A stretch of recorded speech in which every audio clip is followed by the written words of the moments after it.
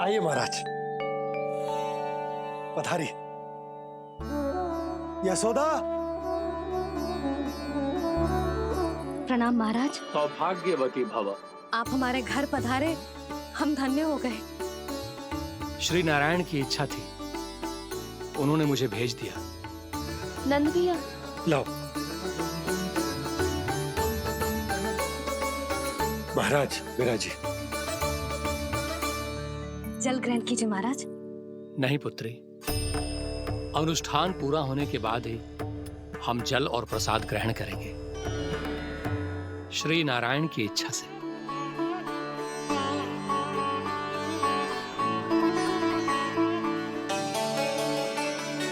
यही है वो विशेष बालक। एकादशी के प्रसाद में आप भी नारियल का लड्डू चढ़ाते हैं क्या? तो ये है आपका पुत्र। चुप क्यों रहे लल्ला? महाराज को प्रणाम कर। लजा रहे। लल्ला, अरे महाराज कितनी दूर से आए हैं तुझे आशीर्वाद देने, और तू लजा रहा है? आजा, प्रणाम कर। क्या सोच रहे हो लल्ला? चरण छू महाराज के। जा जा जा जा जा।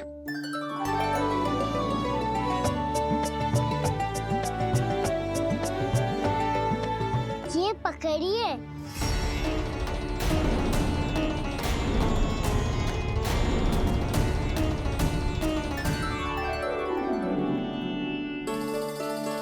महाराज, कान्हा अतिथि के साथ ऐसा करते हैं क्या? पर बाबा, इसे हाथ में पकड़ के प्रणाम कैसे करता हूँ मैं? इसमें तो कुछ भी दिव्य नहीं है, बस एक साधारण निर्दोष बालक है ये, श्री नारायण की इच्छा से। प्रणाम महाराज। आयुष्मान भव।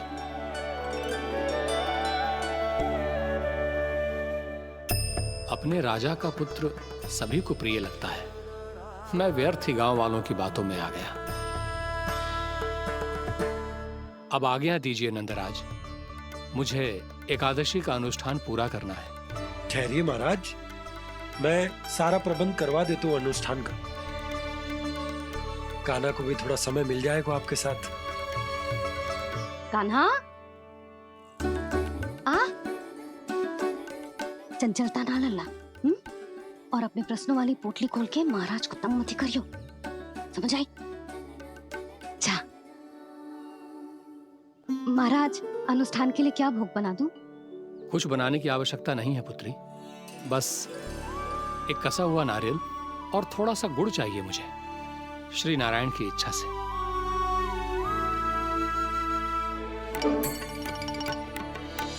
आज्ञा दीजिए महाराज।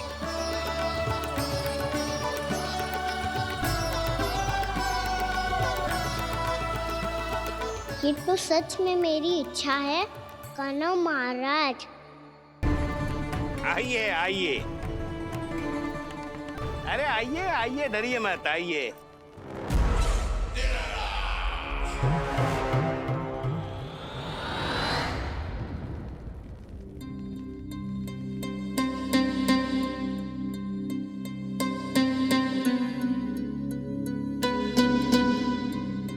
आपकी आज्ञा के अनुसार गोकुल से कुछ विशेष अतिथि आए हैं और अपने साथ लाए हैं बहुत सारा दूध, दही, घी, माखन।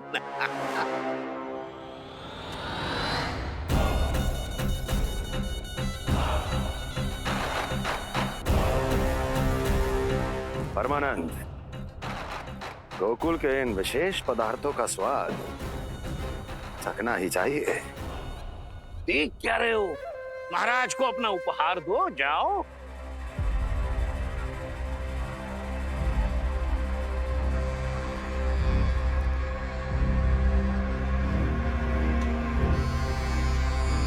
लो, तुम सब भी चखो गोकुल का विशेष पदार्थ।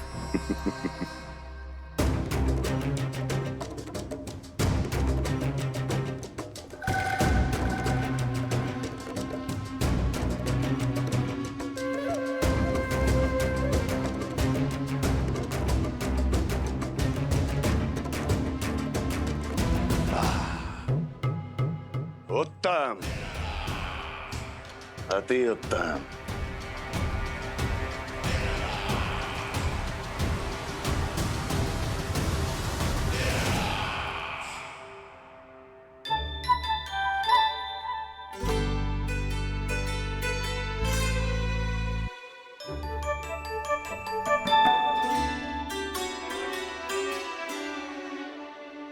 क्या कह रहे थे गांव वाले? देखने से ही अद्भुत संतुष्टि मिलती है, दिव्य है, विशेष है ये। मुझे तो किसी विशेष तत्व का आभास भी नहीं हुआ अभी तक, श्री नारायण की इच्छा से। ये तो आपके बहुत बड़े भक्त लगते हैं प्रभु। हर बात पर आपको प्रणाम करते हैं, फिर भी आपको पहचान ही नहीं पा रहे। क्योंकि इन्होंने अभी तक पूर्ण समर्पण नहीं किया है मुरली। वहां अकेले क्यों खड़े हो? आओ यहाँ बैठो श्री नारायण की इच्छा से। मैं आपसे एक प्रश्न पूछूं? अवश्य पूछो। धन्यवाद महाराज, श्री नारायण की इच्छा से। केवल साधारण ही नहीं, नटखट भी है ये बालक।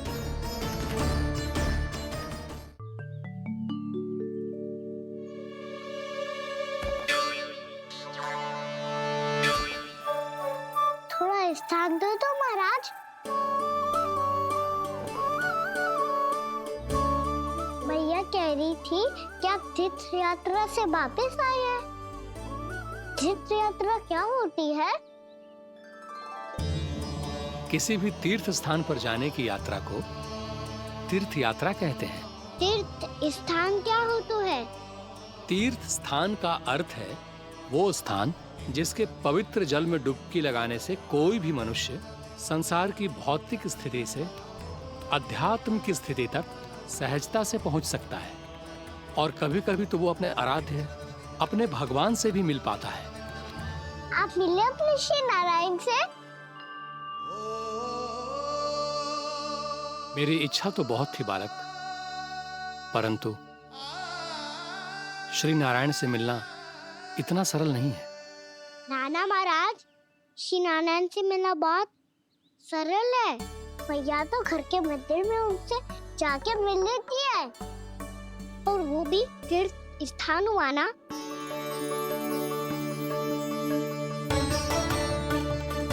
हाँ, एक तरह से हुआ तो जो आपकी तरह लंबी तीर्थ यात्रा पे ना जा सकते, तो वो अपने घर के मंदिर में ही यात्रा कर सकते हैं, अपने श्री नारायण से मिल सकते हैं ना। कितना अच्छा होता यदि श्री नारायण से साक्षात्कार करना इतना सरल होता, श्री नारायण की इच्छा से। महाराज, सारा प्रबंध हो गया, आप अनुष्ठान आरंभ कर सकते हैं।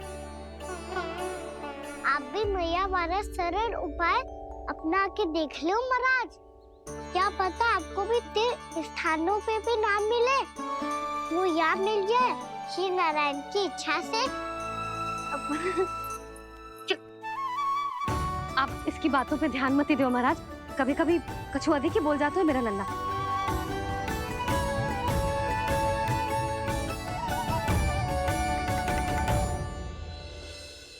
महाराज, और कछु सेवा? जितना आवश्यक था वो सब मिल गया पुत्री। और क्या चाहिए इस ब्राह्मण को श्री नारायण की इच्छा से? बस अब थोड़ा सा एकांत दे दीजिए, ताकि मैं बिना बाधा के एकादशी का अनुष्ठान पूरा कर सकूं।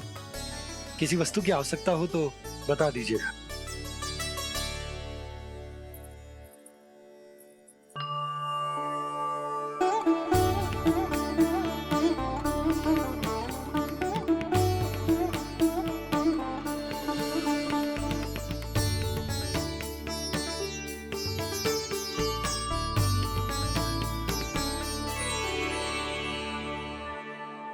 आप भी मैया वाला सरल उपाय अपना के देख लो महाराज। क्या पता आपको भी तीर्थ स्थानों पे भी नाम मिले, वो याद मिल जाए श्री नारायण की इच्छा से। वो छोटा सा बालक श्री नारायण के दर्शन के बारे में जानता ही क्या है? इतना सरल थोड़े ही है।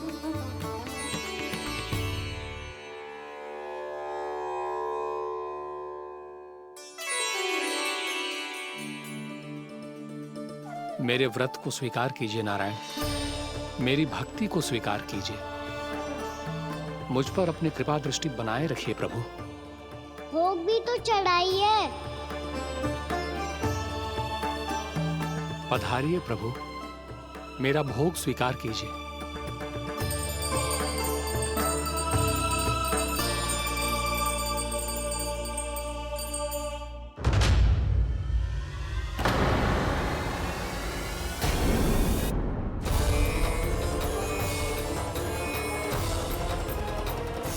ये क्या कर रहे हैं? ये क्या कर रहे हैं?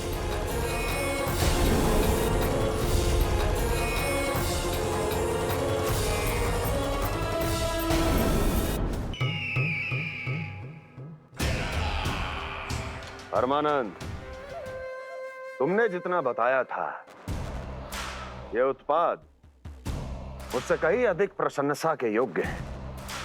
महाराज, मैं प्रसन्न हूं। ये अपना सारा दूध, दही, घी, माखन और अपना सब कुछ तुम्हें देने का वचन दे चुके हैं। महाराज, अगली बार की अग्रिम धनराशि मिल जाती तो। अग्रिम धनराशि? तुमने इन्हें अग्रिम धनराशि नहीं दी क्या परमानंद? दी थी, वो इस बार की थी, अगली बार की। इस बार, उस बार, कितनी बार? वो अग्रिम धनराशि अवश्य थी और आंशिक नहीं, पूरा भुगतान था वो।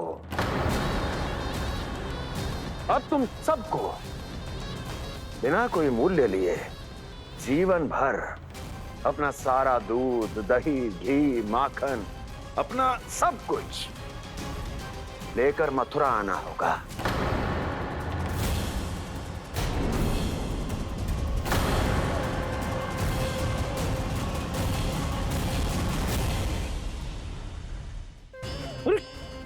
मेरी तरफ क्या देख रहे हो? यही तो तय हुआ था हमारे बीच, और आप लोगों ने तो नारायण को साक्षी मानकर शपथ भी ली थी। नहीं नहीं महाराज, ये तो असत्य है। व्यापारी जी सही बात ना बता रहे हैं। महाराज, आप स्वयं विचार करो। जीवन भर के दूध, दही, घी, माखन का मूल्य इतना कम कैसे हो सकता है भला? ये तो नारायण की शपथ लेने से पहले सोचना चाहिए था। महाराज, महाराज, ये अन्याय है महाराज। इतना दुस्साहस!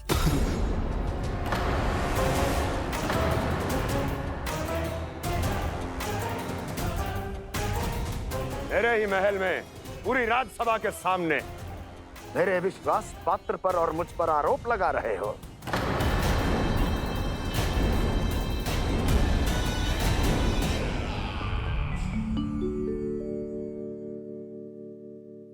ये क्या कर रहे हो? आप क्या कर रहे हो?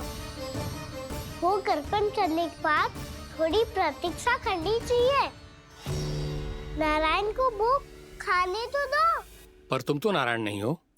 लल्ला, लल्ला जी, तूने क्या करो? क्षमा कीजिएगा महाराज। भूल मेरी ही है महाराज। बात ये है कि जब से इसे पता चलो कि आज एकादशी है, तब से जो नारियल के लड्डू मांग रहा था, वो समय के अभाव के कारण मैं ना दे पाई। मैं दूसरे नारियल और गुड़ ले आती हूँ। चल।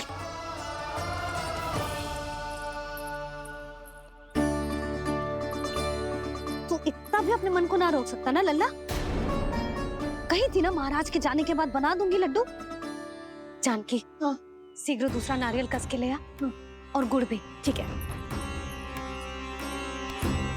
जब कोई घर में आता है तो ऐसा व्यवहार अच्छा लगता है क्या? मैंने क्या करूं मैया? मैंने क्या करूं मैया?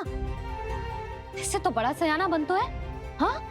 और आज कभी महाराज के हाथ में लोटा दे रहे है, कभी इतने बड़े ब्राह्मण देवता को ज्ञान दे रहे है, और अब भोग का लड्डू भी खा गओ।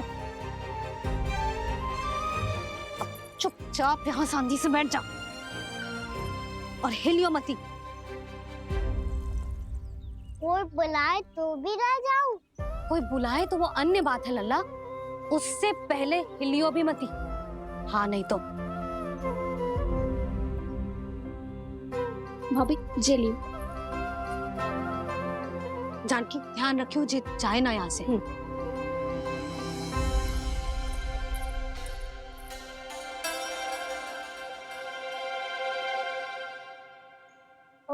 की पहरेदार, ऐसे क्या देख रही हो? तुझे ही देख रही हूँ। पहले शैतानी करतो है और फिर ऐसे सीधा बनतो है, इससे कछु किया ही ना हो तूने। सीधा ही तो हूँ मैं। अच्छा, सब पता है मुझे तेरी चालाकी। बातों में फंसा कर यहाँ से निकल जाना चाहता है ना? नाना, मैं अपनी मैया का आज्ञाकार हूँ। जब तक कोई बुलाएगा ना, यहीं बैठे रहूंगा। चाहे लड्डू खाने का कितना भी मन क्यों ना करे। विलंब के लिए क्षमा प्रभु। ये बालक अबोध है, बातें बड़ी बड़ी करता है परंतु नहीं जानता कि क्या करना चाहिए क्या नहीं।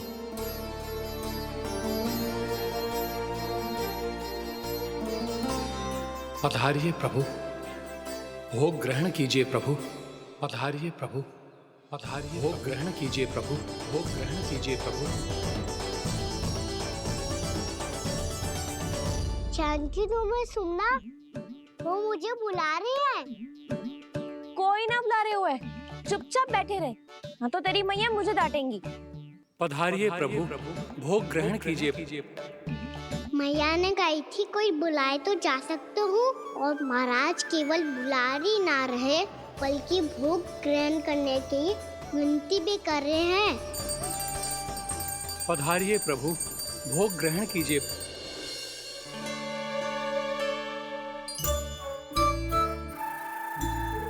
वैसे एक बात कहूँ? हाँ? तुम्हारे घर का माखन बहुत स्वादिष्ट था। तो तू स्वीकार कर रहे हुए कि तू मेरे घर चोरी करने आया था? हाँ। जसोदा भाभी, देखो इसने मान लियो कि जो चोरी करने आया था। देखा को? अरे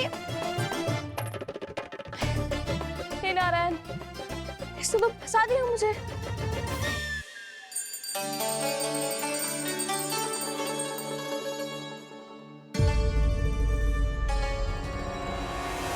भोग चढ़ाते तो भगवान को ठीक से खाने का समय क्यों नहीं देते? भक्त अब इतनी संग्रह रखना भी कठिन होगा। बड़ा शरारती बालक है ये, फिर आ गया नारायण की इच्छा से। मैं तो आपकी इच्छा से आई हूँ।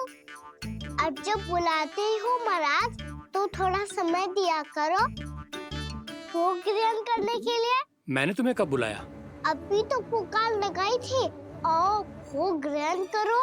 अविश्वसनीय, कैसा मूर्ख बालक है ये। तुम्हें क्या लगता है कि तुम नारायण हो? मुझे भीतर कैसा आए हो? उठ उठ उठ लल्ला। मैया, मैंने मना किया था ना वहां से उठने को। पर मैया, आपी ने तो कही थी कोई बुलाए तो जा सकता हूँ मैं इनके बुलाने पे ही यहाँ आई हूँ। पर मैंने तो श्री नारायण का आवाहन किया था। मैया कहती है छोटे बालक श्री नारायण का रूप होते हैं। कान्हा, आज तो अति कर दी तूने। महाराज का अनुष्ठान पूरा ना होने देखो तू। रहने दीजिए नंदराज, मैं ही जाता हूँ। अपना अनुष्ठान गांव के मंदिर में पूरा कर लूंगा। ऐसा मत ही करो महाराज, आप अनुष्ठान पूरा किए बिना चले जाओगे तो हमें बहुत पाप लगेगा। हाँ महाराज, आप जैसे ब्राह्मण देवता की सेवा हम ना कर पाए तो हम पर कलंक लग जाएगा। आप अपना अनुष्ठान यहीं संपन्न करें, मैं संभालूंगा इसे। मैं ध्यान रखूंगा कि आपके अनुष्ठान में कोई विघ्न ना पड़े। मैं अभी दूसरी सामग्री लेके आती हूँ।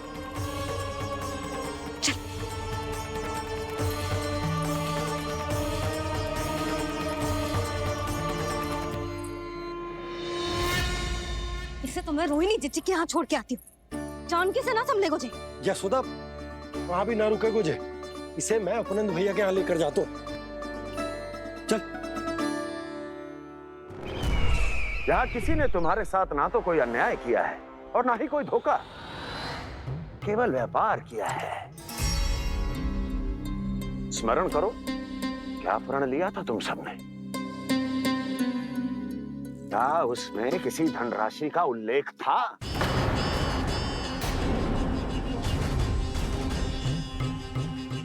नहीं था।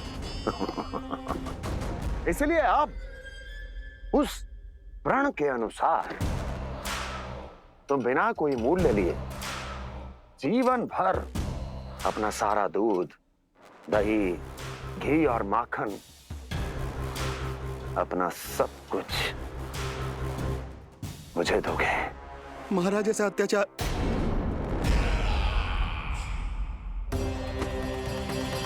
महाराज हम पे कृपा कीजिए महाराज। महाराज हमारे पास ये दूध माखन ही है। महाराज हमें उचित मूल्य दिलवा दो, ना तो मेरी पत्नी मुझे घर में प्रवेश ना करने देगी महाराज।